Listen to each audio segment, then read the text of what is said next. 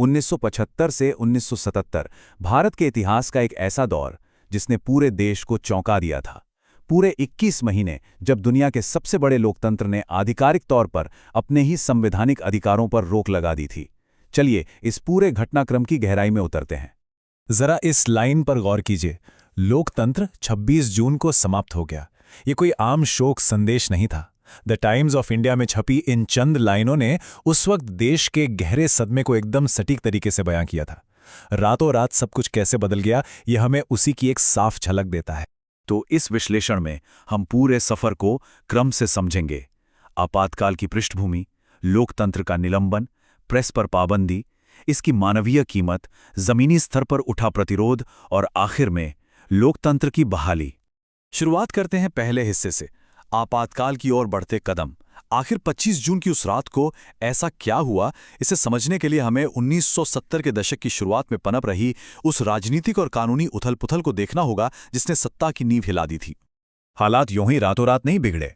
1971 की चुनावी जीत, फिर 1974 का जेपी आंदोलन। लेकिन असली चिंगारी भड़की 12 जून 1975 को, जब इलाहाबाद हाईकोर्ट ने प्रधानमंत्री इंदिरा गांधी को चुनावी नियमों के उल्लंघन का दोषी ठहरा दिया। इसके बाद तो जैसे विरोध प्रदर्शनों की बाढ़ सी आ गई। और फिर 25 जून की वो आधी रात जब आपातकाल की घोषणा कर दी गई। अब सोचने वाली बात यह है कि इसका कानूनी आधार क्या था। वो था संविधान का अनुच्छेद 352। तत्कालीन राष्ट्रपति फखरुद्दीन अली अहमद ने आंतरिक अशांति यानी इंटरनल डिस्टर्बेंस का हवाला देते हुए इस पर मोहर लगा दी। और सबसे बड़ी बात, ये आज़ाद भारत के इतिहास में पहली बार था जब बिना किसी युद्ध के शांति के समय में आपातकाल लगाया गया था। अब आते हैं दूसरे पड़ाव पर, लोकतंत्र का निलंबन। आपातकाल की घोषणा होते ही सरकार ने पूरे सिस्टम को अपने हाथ में लेने के लिए अदालतों और संवैधानिक सुरक्षा कवच को बहुत तेजी से कमजोर करना शुरू कर दिया। ये सब कैसे हुआ? लगातार एक के बाद एक संवैधानिक संशोधनों के जरिए। 38वें और 39वें संशोधन से अदालतों के हाथ बांध दिए गए। वो आपातकाल या प्रधानमंत्री के चुनाव पर सवाल नहीं उठा सकते थे। 42वें संशोधन ने तो सुप्रीम कोर्ट की ताकत ही कम कर दी और संविधान के प्रस्तावना तक को बदल डाला। और अनुच्छेद 358 लागू होते ही बोलने और इकट्ठा होने की आज़ादी बिल्कुल खत्म कर दी गई। ऐसे मुश्किल वक्त में एडीएम जबलपुर मामले में अकेले न्यायमूर्ति एचआर खन्ना ने मौलिक अधिकारों के पक्ष में अपने आवाज उठाई। नतीजा, उन्हें मुख्य न्यायाधीश बनने से रोक दिया गया। स्वतंत्र आवाज उठाने वाले जजों का इस तरह से तबादला या प्रमोशन रोकना ये साफ बता रहा था कि न्यायपालिका की आज़ादी को कैसे कुचला जा रहा था।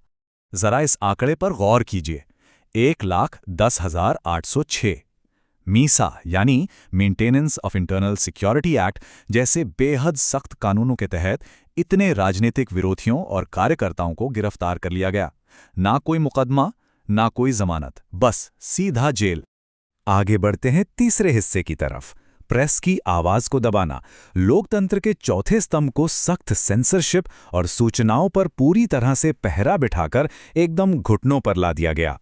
सोचिए, 26 जून की रात, ठीक 11:30 बजे दिल्ली के सारे बड़े अखबारों की प्रिंटिंग प्रेस की बिजली अचानक कट जाती है। कोई तकनीकी खराबी? बिल्कुल नहीं। ये एक सोची समझी रणनीति थी ताकि राजनीतिक गिरफ्तारियों की खबर अगली सुबह के अखबारों में किसी भी कीमत पर छपी ना सके। बिजली कटना तो बस एक शुरुआत थी। इसके बाद सारी खबरों पर प्री सेंसरशिप लगा दी गई, यानी सरकार की मंजूरी के बिना एक शब्द नहीं छपेगा। 327 पत्रकारों को जेल में डाल दिया गया। लगभग 3,800 अखबार जब्त हुए और 4 बड़ी न्यूज एजेंसियों को मिलाकर समाचार नाम की एक इकलौती सरकारी एजेंसी बना दी गई। फिर भी इस भारी दबाव के बीच इंडियन एक्सप्रेस जैसे कुछ अखबारों ने कमाल का साहस दिखाया और विरोध में अपना संपादकीय पन्ना एकदम खाली छोड़ दिया। हमारा चौथा हिस्सा है मानवीय कीमत। राजनीतिक दांवपेंच अपनी जगह थे, लेकिन आम जनता को इसकी बहुत भारी और दर्दनाक कीमत चुकानी पड़ी, खासकर आक्रामक तरीके से थोपे गए सामाजिक कार्यक्रमों के रूप में। ये आंकड़ा सच में दहला देने वाला है। 1,07,00,000। शाह आयोग की रिपोर्ट के मुताबिक संजय गांधी के नेतृत्व में चलाए गए जबरदस्त जनसंख्या नियंत्रण अभियान के तहत सिर्फ 2 सालों में देश भर में इतनी नसबंदियां जबरदस्ती की गईं। जमीन पर इसके हालात बेहद डरावने थे। जो लोग नसबंदी से मना करते, उन्हें राशन, घर और इलाज तक से वंचित कर दिया जाता था। पुलिस ने कुंवारे लोगों और किशोरों तक को नहीं बख्शा। इस पूरी प्रक्रिया में 1774 मौतों की भी खबर आई और मुजफ्फरनगर, पीपली या दिल्ली के तुर्कमान गेट की पुलिस क्रूरता को कौन भूल सकता है। अकेले दिल्ली में शहरी नवीनीकरण के नाम पर 1,50,000 से ज्यादा घर और ढांचे जमींदोज कर दिए गए। हमारा 5वां पड़ाव है प्रतिरोध के स्वर। इतने भारी सरकारी दमन के बावजूद देश पूरी तरह शांत नहीं बैठा। आम मजदूरों से लेकर शाही परिवारों तक समाज के हर वर्ग ने इस सत्ता के खिलाफ आवाज उठानी शुरू कर दी। जैसे ही कोई महिला प्रवेश करती है, उसे सबके सामने निर्वस्त्र कर दिया जाता है। मशहूर अभिनेत्री स्नेहलता रेड्डी की जेल डायरी की ये पंक्तियां जेल के अंदर की क्रूरता को साफ बयां करती हैं।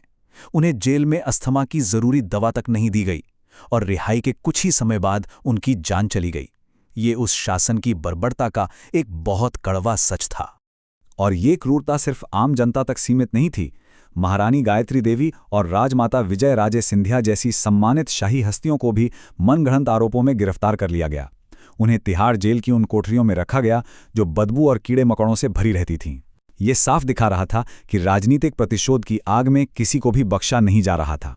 जब आरएसएस और जमात-ए-इस्लामी जैसे संगठनों पर बैन लगा तो विरोध पूरी तरह से अंडरग्राउंड हो गया। पुलिस से बचने के लिए उस समय के एक युवा कार्यकर्ता नरेंद्र मोदी ने कभी सिख तो कभी साधु का भेष बदला, ताकि वे बुधार नाम की अंडरग्राउंड पत्रिका बांट सकें। दूसरी तरफ लोकतंत्र बचाओ मोर्चा के तहत अकाली दल के 40,000 सदस्यों ने अपनी गिरफ्तारियां दी। इस अंडरग्राउंड नेटवर्क ने लगातार पुलिस छापों से बचते हुए जनता की चेतना को सोने नहीं दिया। और अब आखिरी हिस्सा, लोकतंत्र की बहाली। अंधकार के वो 21 महीने आखिरकार तब खत्म हुए जब 1977 में सरकार ने अचानक नए चुनावों का ऐलान कर दिया। 18 जनवरी 1977 को चुनावों की घोषणा हुई और नतीजे ऐतिहासिक रहे। सत्तारूढ़ कांग्रेस पार्टी को एक बहुत बड़ी हार का सामना करना पड़ा। 24 मार्च को नवगठित जनता पार्टी ने सरकार बनाई। बिना किसी हिंसा के सत्ता का ये बदलाव इस बात का सबसे बड़ा सबूत था कि भारतीय लोकतंत्र की जड़ें कितनी गहरी और मजबूत हैं।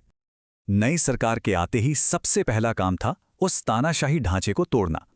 सत्ता के दुरुपयोग की जांच के लिए तुरंत शाह आयोग बनाया गया। 1978 में 44वां संविधान संशोधन लाया गया, जिससे अदालतों की ताकत यानी न्यायिक समीक्षा पूरी तरह से बहाल कर दी गई। मकसद बिल्कुल साफ था, भविष्य में कोई भी इस तरह से सत्ता का दुरुपयोग आसानी से न कर पाए।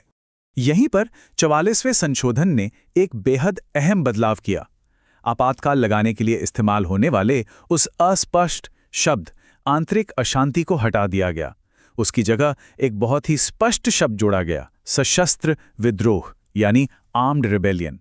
इस एक कदम ने उस कानूनी खामी को हमेशा के लिए खत्म कर दिया जिसने 1975 का वो संकट पैदा किया था। 1975 के आपातकाल का ये दौर हमारे इतिहास के लिए महज एक अध्याय नहीं बल्कि एक बहुत बड़ी चेतावनी है। ये हमें ये सोचने पर मजबूर करता है कि क्या किसी भी लोकतंत्र के लिए सबसे बड़ा खतरा खुद उसके अपने संवैधानिक ढांचे के भीतर ही चुपचाप छिपा हो सकता है, या फिर हमारी आज़ादी हमेशा हम नागरिकों से एक निरंतर और कभी ना टूटने वाली सतर्कता मांगती है। इस सवाल पर जरूर विचार कीजिएगा। हमारे इस विश्लेषण से जुड़ने के लिए आपका बहुत बहुत धन्यवाद।